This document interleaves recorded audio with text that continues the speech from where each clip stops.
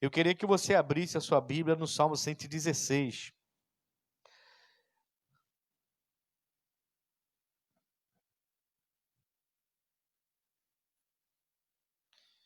Salmo 116. A gente vai bem rapidamente rever as duas primeiras coisas que a gente viu, que Deus quer livrar a gente, né? A nossa alma e o nosso sofrimento.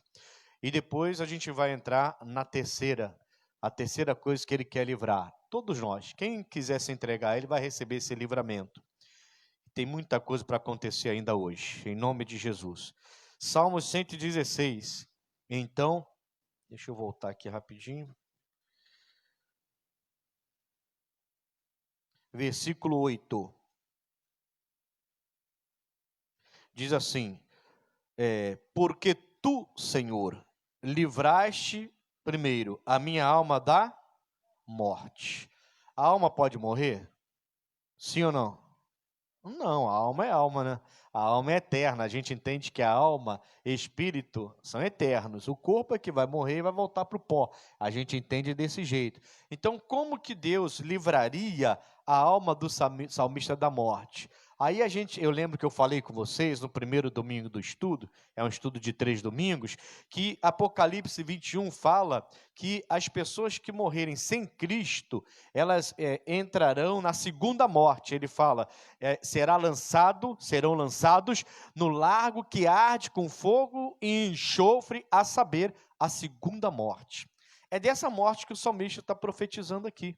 O Senhor me livrou a minha alma da morte. Quando que Ele fez isso? Ele fez isso quando Jesus foi até aquela cruz, morreu, ressuscitou ao terceiro dia e subiu, todo mundo viu, depois foi embora para os céus e está lá lutando por nós e se fez ali o Salvador da gente.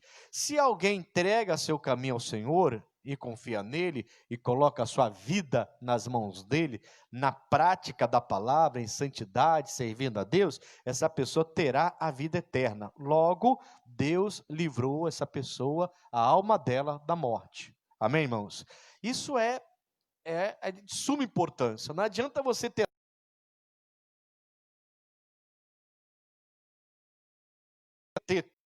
Deus possa lhe dar nesse mundo e de repente você morre tão diretamente, né? Alguns acham falar desse jeito um pouco duro, mas a verdade é que todos nós vamos morrer um dia, né? E a gente não sabe nem quando, né, irmãos? A Bíblia dá para a gente 70, 80 anos e ainda pode passar. É enfado, ela fala, mas pode até passar. O que passar disso é enfado. Então pode até passar de 70, 80. Mas Ele quer que tenhamos nessa faixa aí com uma boa vida. Mas todo mundo vai morrer um dia. Só que quando a pessoa morre, não acabou. Eu fiquei pensando hoje à tarde, eu estava pensando nisso. Como que as pessoas que tiveram oportunidade de se renderem a Cristo e não se renderam e morreram, vão ficar surpresos ao perceberem que a vida não acabou, que a alma é eterna e que existe uma segunda alma para essa morte, uma segunda morte para essa alma, que o Apocalipse, João disse, é o lago que arde com fogo e enxofre, a segunda morte. Quando Jesus voltar e separar aqueles que decidiram não servi-lo. E essa pessoa vai para a segunda morte, que é viver separado de Deus para toda a eternidade. Isso já seria uma morte terrível, viver longe de Deus para toda a eternidade. Mas além disso, ele ainda vai ficar, diz a Bíblia lá em Apocalipse 21, ainda vai ficar eternamente no lago que arde com fogo e enxofre. Eu não quero isso para mim. Quem quer para você isso aí? Quer? Quer? Ah, era um mosquito. Ah, tá. A mão fez assim, né? Falei, será que... Mas era um mosquito que passou na hora ali, na hora que eu perguntei. Ninguém quer isso em sã consciência, irmãos. Amém, pessoal? Mas então, por que não para de pecar? Por que não para de cair na promiscuidade, na prostituição, no adultério? Por que não abandona o vício? Por que não larga o mundo? Por que essa pessoa não consegue fazer? Aliás, a gente vai falar um pouquinho sobre isso hoje. Vamos lá.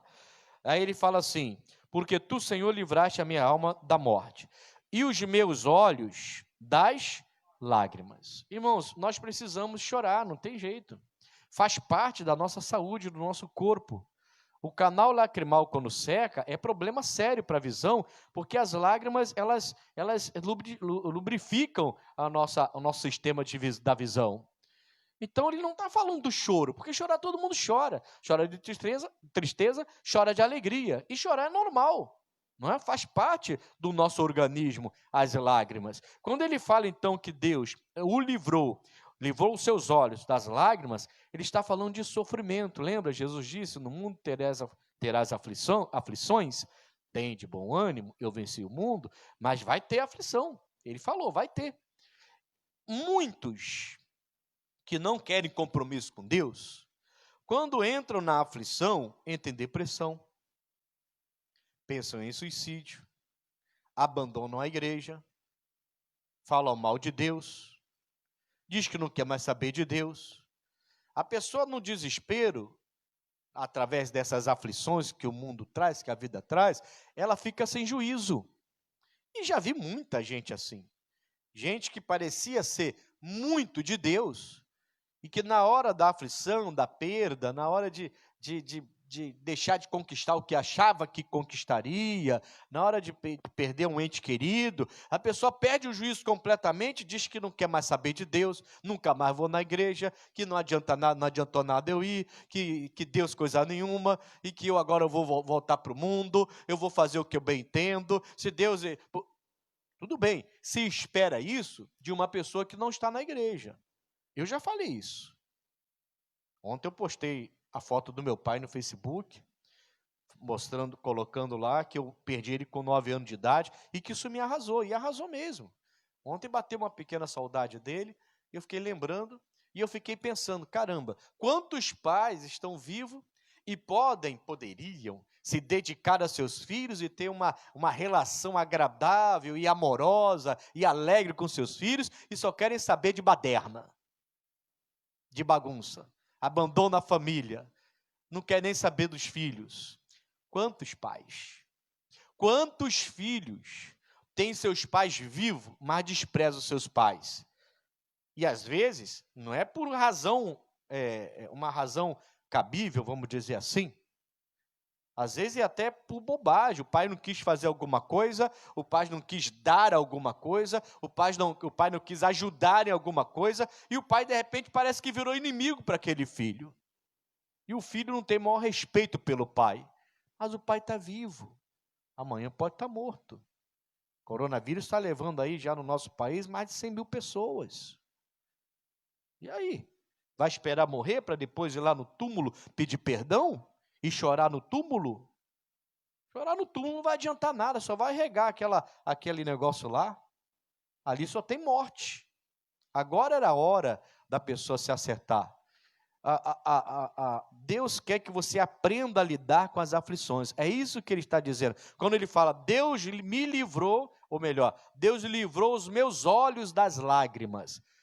Ou seja, Deus me deu a capacidade de vencer as aflições, de enfrentar os meus momentos de tristezas, de enfrentar os meus momentos de angústias, e enfrentar de cabeça erguida, sem entrar em depressão, sem murmurar, sem reclamar, sem se afastar de Deus, sem ficar virando as costas para o Evangelho, sem esquecer a palavra de Deus e ficando firme. Deus me deu a capacidade. Ele então livrou os meus olhos das lágrimas, e eu chamei, semana passada, lágrimas de sofrimento.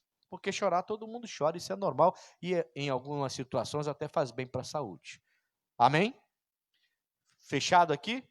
Bom, agora vamos entrar na mensagem de hoje para a gente fechar. Estamos vendo as 3 coisas que Deus quer livrar a gente. Livrar a alma da morte, já falamos, a alma não morre, então é a segunda morte, e os nossos olhos das lágrimas, vencer as aflições, nos dando poder, a capacidade e vitória sobre as aflições. Deus livrou os meus pés da... Deus livrou os meus pés da queda. Irmãos, quem conhece alguém aqui que já foi muito de Deus e caiu? Meu Deus, bastante gente. Quem conhece alguém que caiu e ainda está caído? Ixi, todo mundo. Que triste, é triste ou não é? Hoje de manhã eu estava comentando, eu saí de casa, eu e minha esposa de carro, eu olhei para o lado assim, tinha um jovem sentado, todo meio largado assim, você vê que o cara não estava bem. Jovem de 30 e poucos anos. Provavelmente a esposa dele está com o filho em casa esperando, deve ter passado a noite na rua pela cara, e ele estava pela face dele, pela fisionomia dele, e ele estava pegando na bolsa um tipo de envelopezinho, de sacolinha ali, e eu falei, já sei que vai rolar aqui, porque eu já vivi isso. Você chegar de manhã, um pai de família, uma pessoa honesta, uma pessoa correta, uma pessoa direita, que ama a esposa, que ama o filho, que ama a filha, mas o vício toma conta da pessoa e da mente da pessoa de tal maneira que você amanhece o dia na rua e fica na praça, todo mundo passando para trabalhar e você na praça usando drogas. Parece até que é uma pessoa qualquer, abandonada pela vida, e não, é um trabalhador, pai de família, mas que perdeu o juízo. Eu já passei por isso, e eu falei, meu Deus, cuida desse. Pensei, nem falei com voz audível, não. Pensei, Senhor, abençoe esse rapaz aí, que eu sei o que ele está fazendo. Que tristeza, irmãos. E quando é alguém de dentro? Quando é alguém que esteve aqui, ó, pregando, e a gente descobre que a pessoa caiu, Deus não quer isso para a gente não, irmãos. Deus livrou o salmista da queda. Ele tirou os pés dele, ele revelou ao salmista, ele mostrou onde seria caminho de derrota, onde tinha pedra para ele tropeçar. E ele tirou, não deixou com os pés dele que ele caísse. Você acha que Deus não quer fazer isso com você? Claro que quer. Deus quer trazer a restauração, a bênção, e Deus quer que você seja uma bênção mesmo em nome de Jesus. Amém? Quando você cai, você fica na mão do diabo, irmãos. Ninguém aqui quer ficar na mão do diabo. Que isso, pastor, está sendo muito duro. Não estou sendo duro. É verdade, ué. Por que está na mão do diabo? Se eu estou separado de Deus, eu estou na mão de quem? Ah, pastor, mas os erros que eu tenho cometido, quem disse que me separa de Deus? Nada me separa de Deus. Isaías 59.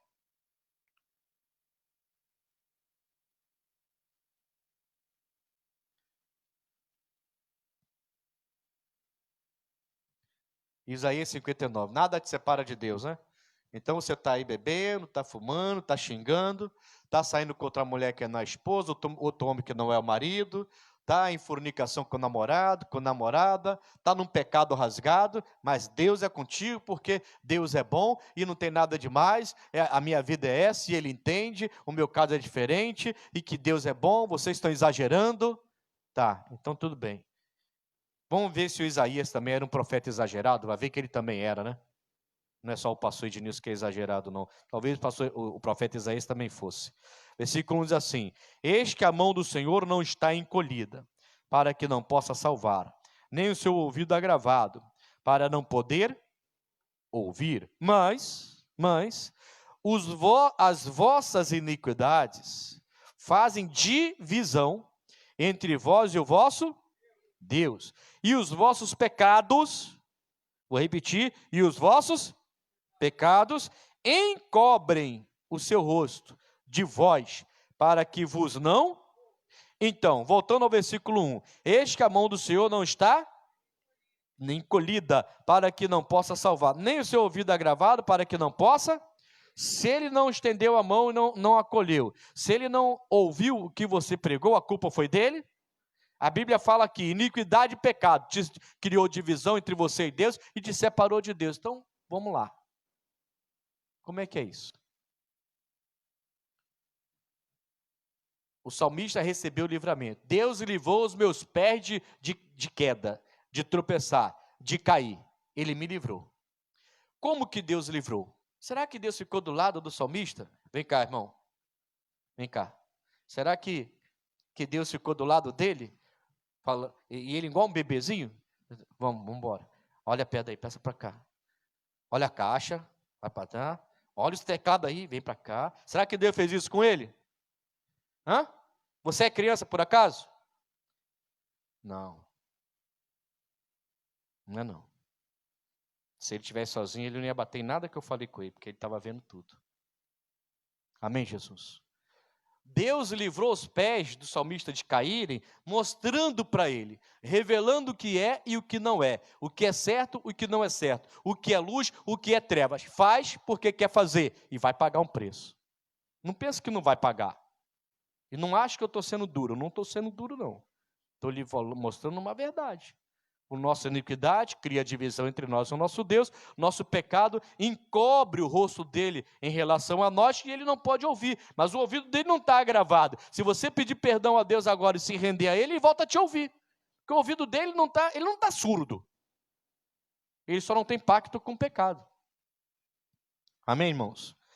Como que ele então, ele deu salvação, vida eterna, salvou a alma da morte, ele salvou os olhos dele das lágrimas, deu a ele vitória nas aflições, e ele também livrou os pés do salmista de tropeçarem e de caírem. Como? Mostrando onde era a queda, mostrando aquela amizade que não valia a pena, mostrando que aquela relação com aquela pessoa não era boa, aquela relação, mostrando que aquele negócio que a pessoa fazia, ou iria fazer, não valia a pena, que ir por aquele caminho não valia a pena. Ele foi mostrando e o salmista foi obedecendo. Não tem segredo, irmão. Deus mostra, você obedece. Tem segredo nisso? Não tem. Tem a teimosia nossa. Tem gente de cabeça dura. Tem gente que não quer ouvir o que Deus fala. Tem gente que quer fazer o que bem entende. E depois acha que Deus vai abençoar porque ele é bonzinho, né? Então ele vai abençoar. Ah, pastor, o senhor exagerou. Eu continuo achando. Então Isaías também exagerou. Amém, Jesus? Não há exagero aqui, irmãos. É desse jeito. Deus quer livrar sua alma da morte, quer te dar vida eterna. Ele não quer você no lago que arde com fogo e enxofre, a segunda morte. Ele quer você feliz para milhares e milhares de anos depois, você ainda estar feliz do lado dele, lá no local onde ele está preparando, que a gente vai habitar para toda a eternidade. Ele quer você forte nesse mundo, forte, para poder vencer suas aflições. Ele falou, tem de bom ânimo, eu venci o mundo. Não fique abatido com as derrotas, com as lutas, com as mazelas que o mundo traz, porque você vai ter vitória. E eu vou fazer com que você não caia. Como? Tratando a gente como um bebezinho? Não, não tem bebezinho aqui. Tratando a gente como filhos, e ele como pai, mostrando, não toca aqui, vai te levar um choque, não anda com ele, vai cair, não faz isso, vai cair, isso está errado, sai daí, e ele vai mostrar, mas a escolha, no final das contas, é de quem? Se Deus mostrou para você, senhora, que aquele homem que está sempre com você no trabalho, está de olho em você e querendo uma relação com você e de fazer você trair seu marido. Qual é a escolha? De quem é a escolha? É de Deus? De chegar para a senhora e falar assim, larga essa amizade, para de almoçar com ele, para de sentar na mesa com ele na hora do almoço, ele está de olho em você de malícia. Deus vai fazer isso? Não, você que tem que fazer, Deus vai te mostrar. Amém, Jesus? O homem é a mesma coisa.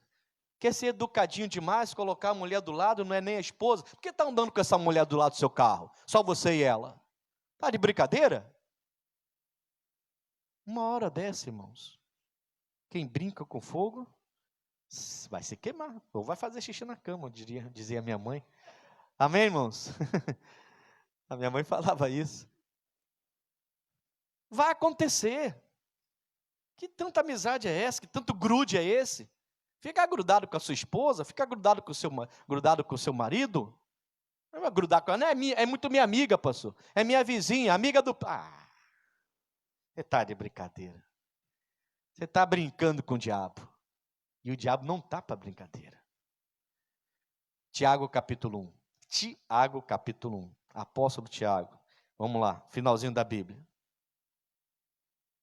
Cuidado com o que está no seu coração, tá, irmãos? E não veja essa mensagem como mensagem dura, não, por favor. Porque não é.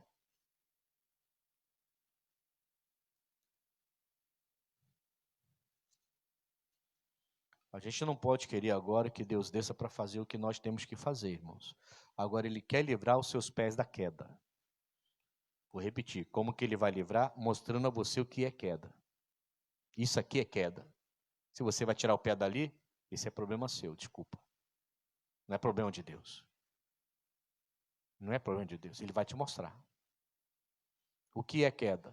Isso aqui é queda, tira o pé daí. Mas é tão bom isso aqui. Tá bom, então não tira. Lá na frente vai ver quem é que vai sofrer. Eu quero te livrar do sofrimento, mas você não quer me ouvir. Então é assim que ele livrou os pés do salmista da queda, mostrando a ele o que era e o que não era para fazer. Enquanto ele obedeceu, foi abençoado. É igual o Davi. Eu vou falar do Davi daqui a pouquinho. Deixa eu ler rapidinho aqui com você o versículo 13. Ninguém sendo tentado, diga, de Deus sou tentado. Porque Deus não pode ser tentado pelo mal e a ninguém tenta. Mas cada um é tentado quando, o que, irmãos? Atraído e engodado, ou seja, seduzido pela sua própria concupiscência. Olha aqui para mim, rapidinho. Concupiscência é um desejo carnal. Todo mundo tem desejo carnal. Nós somos seres humanos e vivemos nesse mundo. Por isso que a Bíblia fala que temos que mortificar a carne. O Abraão mortificava a carne. Ele se consagrava para Deus. E é por isso que nós temos que nos consagrar para Deus. Porque senão a nossa carne, a concupiscência, vai falar mais alto. Ninguém cai sem antes ser tentado. Ninguém. Ninguém é santo agora e lá fora cai no pecado do nada. Do nada encontrou alguém e vou pecar. Ninguém faz isso do nada. O diabo vai preparar o terreno dele através das tentações. Todo mundo é tentado a alguma coisa. Só que o diabo conhece a sua fraqueza. Se você ainda é fraco para o cigarro, ainda é fraco para a bebida, ainda é fraco para poder ficar indo atrás de amigos, sua cabeça é fraca, e quando você encontra algum amigo que te chama para algum lugar, você logo vai, com a sua própria perna, porque você ainda é fraco, a cabeça está fraca ainda.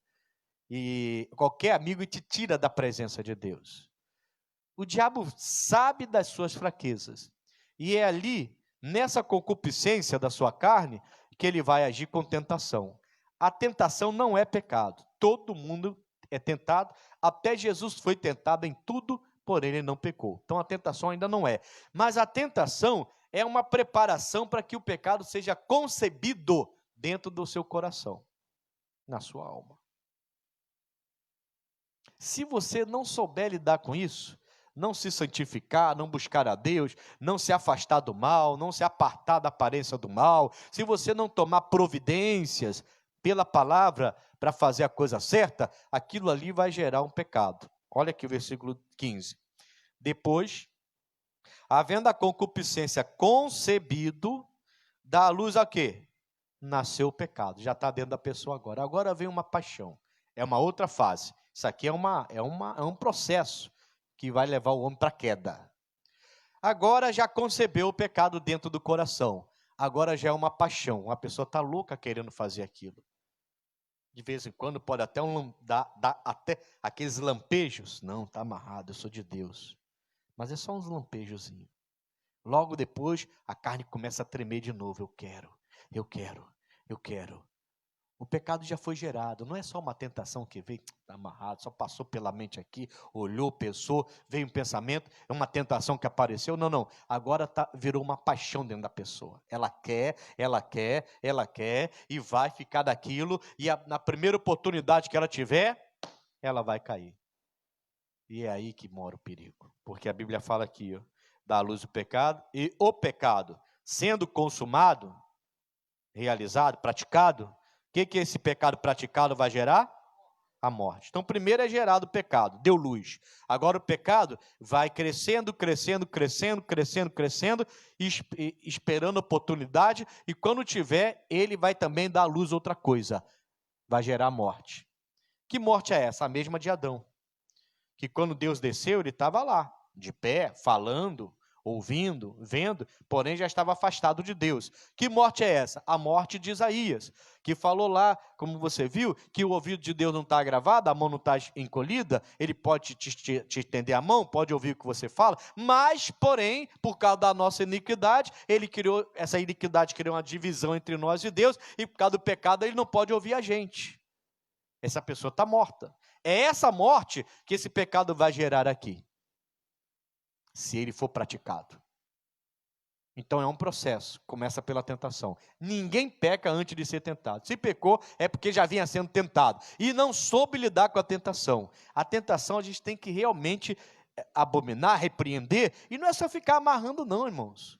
Se a tentação é porque eu estou andando no lado de alguém, como eu falei aqui, deu exemplo, do homem que bota outra mulher do lado do carro, quer andar, vai andar igual a Uber, vai lá para trás. Pronto. E mesmo assim com a esposa do lado, ou com alguém do lado. Eu vou levar, fazer uma visita, vou levar a irmã para casa. Então, bota um auxiliar do meu lado. Ela vai atrás, eu sou o Uber dela, não tem problema não.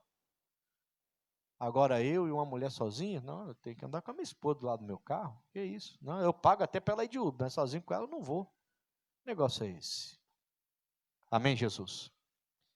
Ah, pastor, mas o senhor é tão fraco assim? Não, não sou fraco assim. É a Bíblia que manda, irmãos. Não é questão de ser fraco, não é questão de ser forte, é questão de olhar para a palavra de Deus, fugir da aparência do mal. A pessoa não foge, está brincando com as coisas. Aí vem, a tentação está concebendo, concebeu o pecado. Agora vai bater uma paixão. Antes ela não queria, mas sentia.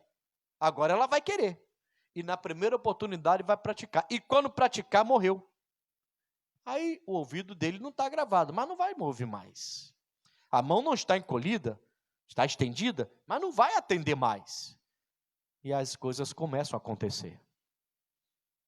As divisões, as brigas, as contendas, o casal que se amava tanto, de repente já não se ama mais, não quer nem mais ficar junto, não tem mais alegria dentro de casa.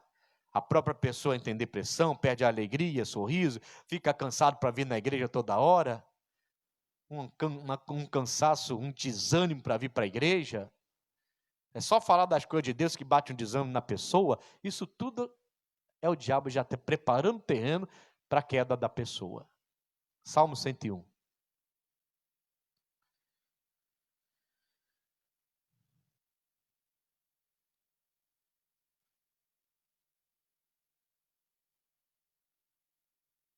Aqui, o Davi, ele vai dar para a gente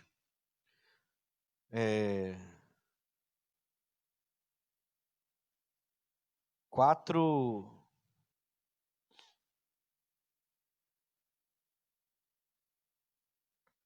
princípios para você não cair. Presta bem atenção. Aqui no Salmo 101, 4 princípios. Primeiro, se comportar com inteligência no caminho do Senhor. Ele fala aqui, versículo 2: portar-me-ei com inteligência no caminho reto. Ele fala depois, quando virás a mim. Deus pegou você no caminho torto. Quem andava no caminho torto aí? Com sinceridade. Quem é que antes de Jesus andava no caminho reto? Ninguém andava. Quem antes de Jesus andava no caminho torto? Tem desodorante vencido por aí. Só pode ser. Ninguém é bonzinho antes de Jesus, irmãos. E mesmo que você fosse uma pessoa sem vícios, sem enganos, sem prostituição, mesmo assim você estava perdida sem Jesus. Entendeu? Você não tinha nascido de novo. O pecado de Adão ainda estava fortíssimo na sua vida. Mas a maioria andava errado. Deus pegou você e fez uma repaginada em você. Fez você nascer de novo, nova criatura. E colocou você no caminho reto. Bom, agora eu sou o bambambam, eu conheço a Bíblia, eu tenho Jesus comigo, faço o que eu entendo. Não, eu tenho que ter inteligência. Eu não posso pegar a palavra de Deus e tirar ela de contexto e começar a fazer tudo, ainda dando a palavra de Deus como referência para o que eu fiz. De tarde eu estava lembrando daquele texto que Jesus fala assim, é melhor você tirar uma mão, cortar uma mão e lançar fora, do que entrar no inferno com 2 mãos. É melhor você arrancar um olho e lançar fora, do que você entrar no inferno com 2 mãos. É melhor você entrar no céu com um olho só, entrar no céu com uma mão só, do que entrar com os 2 no inferno. Então, corta a mão, arranca o olho. E eu te pergunto, Deus estava mandando você se mutilar? Claro que não. Claro que não. Amém, Jesus? Mas não tem gente que comete crimes dizendo que foi Deus que mandou, usando até a palavra dele? Lógico que isso é uma coisa maligna, a gente sabe. Mas eu estou no caminho reto, eu preciso me comportar com inteligência. Eu preciso ler aquela palavra e saber se aquela palavra foi direcionada para mim de fato. Se essa revelação é minha, pode ser de outra pessoa. De repente aquilo, eu até gostaria de ter, mas Deus não tem aquilo para mim. Eu estou no caminho reto, mas isso não significa agora que eu posso fazer o que eu bem entendo, não. Eu preciso saber o que é meu, o que não é, o que Deus tem para mim, o que Ele não tem.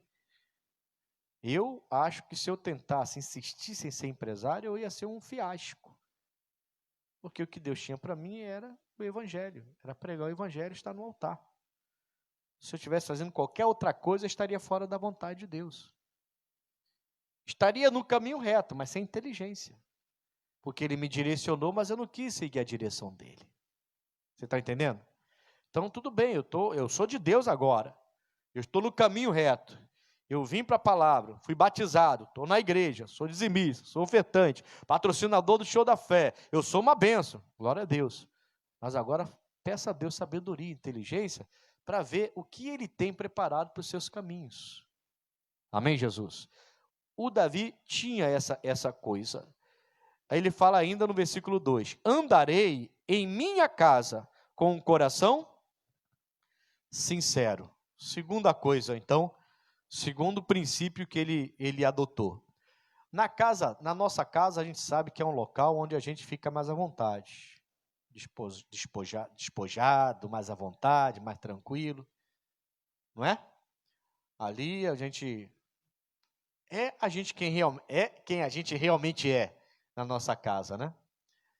E ele falou, mas na minha casa eu também eu ando de coração sincero na minha casa também. Não é só quando eu estou em lugares onde há pessoas santas. Em qualquer lugar. Não importa se é na rua, se é em casa, se é fora de casa, se eu estou no mundo. Meu coração é sincero o tempo todo, diante de Deus. Se eu estou no meio de pecadores, meu coração vai continuar sendo sincero. Goste quem gostar, mas meu coração vai continuar sendo sincero. Diante de Deus, eu não vou mudar o meu coração para agradar algumas pessoas. E o Davi fazia isso. Isso livrava Davi de queda. Tirava os pés do Davi da queda, né? Versículo 3, então. Já vimos dois, né? Se portar com inteligência no caminho reto e andar com coração sincero. Dois princípios do Davi. 3. Não porei coisa má diante dos meus. Muita gente cai nisso aqui. Lembra que como que o homem cai? A tentação vem e pela concupiscência nós somos atraídos e engodados, seduzidos. Cuidado para não estar sendo atraído pelo que os seus olhos andam vendo. Veja onde você tem colocado seus olhos. Amém, pessoal? Cuidado. Que você pode estar desejando algo que não é para você.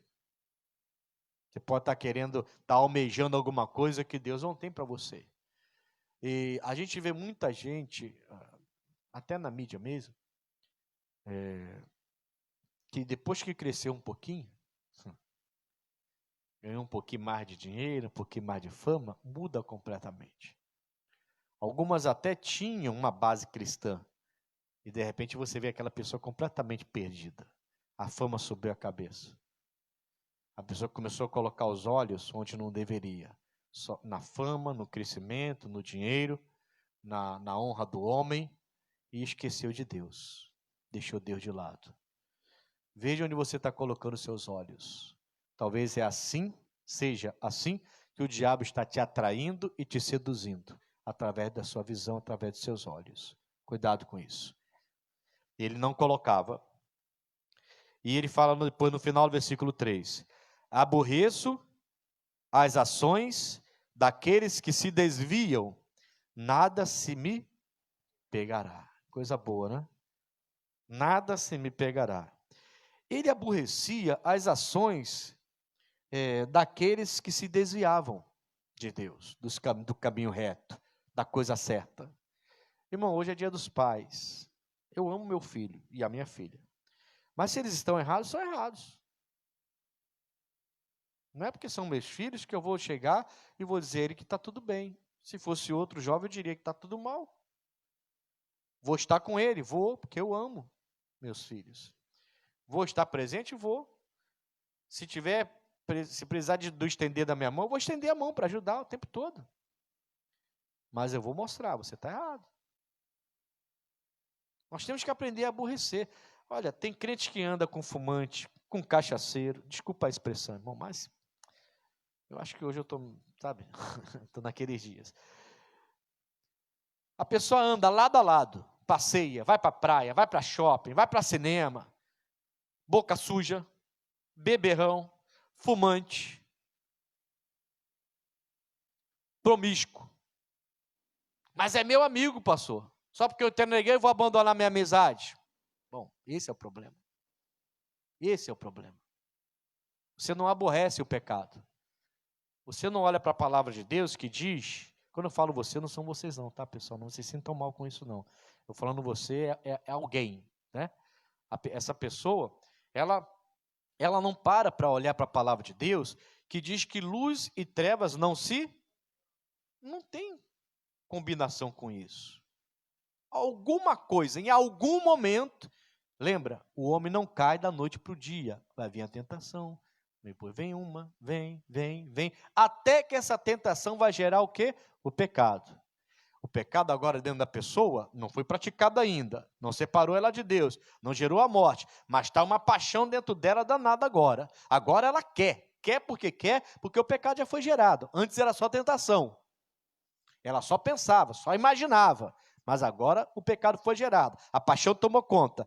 É questão de tempo. Se ela não se arrepender de verdade, receber uma libertação, é questão de tempo. Vai cair. E quando cair, a morte chegou. E às vezes, ela vem só porque a pessoa decidiu não aborrecer o mal. Não, eu quero ser amigo de todo mundo. Ah, mas espera aí. Como é que eu vou andar com uma pessoa que vive desse jeito? Que amizade eu posso ter com uma pessoa assim?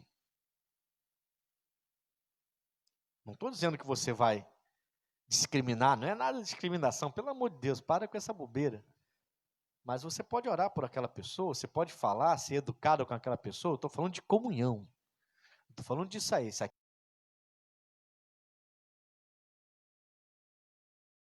do corpo de Cristo,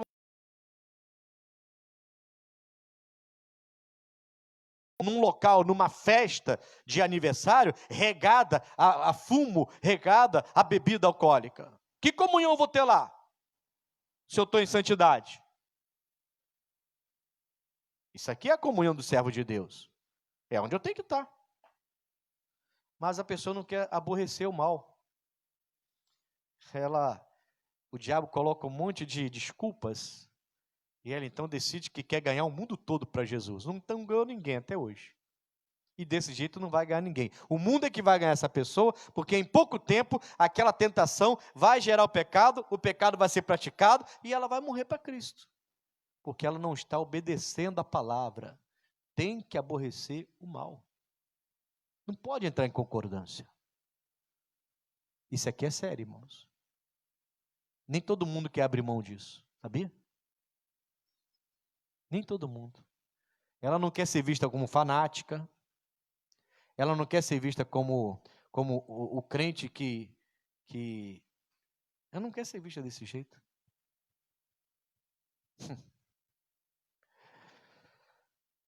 A gente precisa abrir os olhos. Agora eu não vou pregar não, só vou comentar. Quem deu para a gente esses 4 princípios para não cair foi o Davi. E você sabe que o Davi caiu. Não caiu? E caiu feio.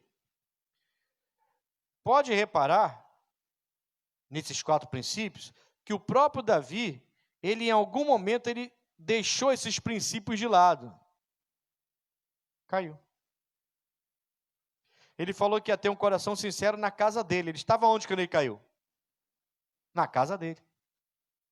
Não teve o coração sincero, mandou o exército para a batalha, subiu lá em cima, e ele olhou Não porei coisa má diante dos meus.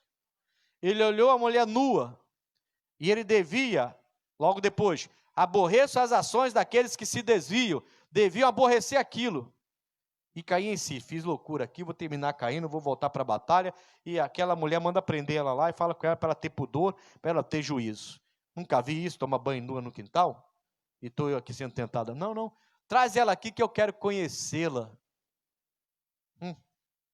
Ele foi exatamente contra os princípios que ele adotou, e ele caiu. E todo mundo cai. Não insista, irmão, vai cair. Não queira dar uma de melhor do que os outros, de bonzinho. Não, eu não vou cair, eu vou. Vai cair. A Bíblia manda fugir da aparência do mal. É bíblico, irmãos. Não sou eu que estou falando. A gente precisa abrir os olhos e saber com o que nós estamos folgando, aceitando. Está tudo bem, é meu amigo, é meu filho, é isso, aquilo outro, eu entendo, e ele entende também. Não vou cair não. Vai, uma hora vai. O diabo está preparando o terreno, ninguém cai sem antes ser tentado. O diabo está lhe tentando, talvez em doses pequenas, para você nem perceber. Quando você perceber, você já está ligado àquela pessoa, já está ligado àquela situação, já está preso àquela outra situação. Quando você vê, a queda veio. E veio para destruir, irmãos. O diabo, você sabe, veio para matar, para roubar e destruir. O Davi, ele não se portou com inteligência no caminho reto. Quando ele mandou o exército dele, ficou em casa, não se portou com inteligência no caminho reto. Depois, ele andou na casa dele sem sinceridade do coração. Ele viu a mulher, devia ter descido na hora, mandado até prender aquela mulher se for um caso. Nem traz ela aqui, porque eu vi ela nua, não quero ficar olhando para ela. Eu duvido, irmão, quando aquela mulher bateu no palácio, que ele deu de cara com ela, vestida, ele olhou e lembrou dela nua. A mulher era linda, diz a Bíblia, formosa. Para que ele trouxe aquela mulher? E ele sabia que era mulher casada, já tinham avisado para ele. E já sabia que o marido era conhecido dele, estava lá lutando por ele. Que maldade, que traição. Ele já sabia. Para que chamá-la? E quando ele deu de cara com ela, ele deve ter, na cabeça dele já estava tão tentado, ele deve ter visto ela nua. Não teve outra. Entra aqui. E aí Deus deu um castigo nele e ela engravidou. E o filho morreu. Esse homem era como segundo o coração de Deus, se arrependeu. Poucos no mundo conseguiriam se arrepender depois de tudo que ele fez. Estariam perdidos até hoje. Mas graças a Deus que ele conseguiu, voltou atrás. Mas sem antes fazer um grande estrago na vida dele, na vida daquela mulher, na vida da família dele. Houve um estrago grande por causa dessas ações dele. Mas ele tinha os princípios, simplesmente negou seus próprios princípios. Não negue os princípios de Deus, não. Amém, irmãos?